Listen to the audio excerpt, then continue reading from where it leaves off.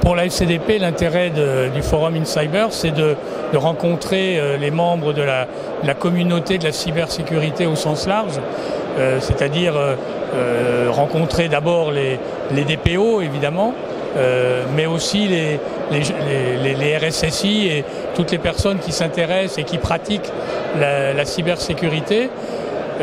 Ne serait-ce que parce que la cybersécurité fait partie de la protection des données personnelles et pour les DPO, la sécurité est un élément important de leur activité.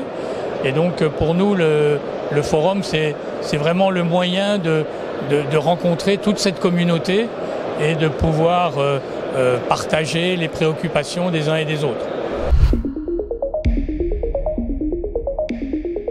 Les défis actuellement, ils sont sans doute un petit peu liés au contexte géopolitique d'abord. On sent que les problématiques de souveraineté en particulier deviennent assez prégnantes et c'est une des préoccupations qu'on peut avoir. Pour nous, DPO, pour notre communauté de la protection des données, la souveraineté des données, c'est vraiment une préoccupation majeure. Donc aujourd'hui, ça fait sans doute partie des préoccupations les plus importantes.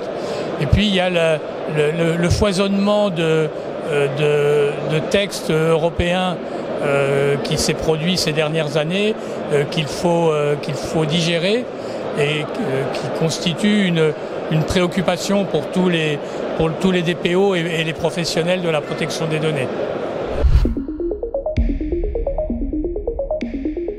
La principale actualité pour la FCDP, ça va être la prochaine Assemblée Générale qui se déroule au mois de juin et qui va voir le renouvellement de son conseil d'administration.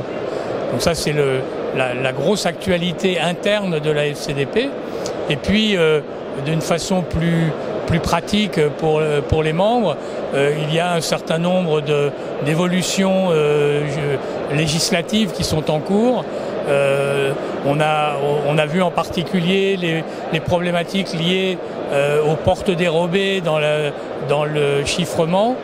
C'est une préoccupation que nous avons puisque ce type d'évolution introduit des brèches dans la sécurité et donc en tant que DPO on ne peut pas être insensible à ce type d'évolution. Et puis il y a l'arrivée de l'intégration de NIS 2 dans la législation française qui nous tient également éveillés. On attend avec impatience de voir l'esprit de la directive NIS 2 va être intégré dans la législation française.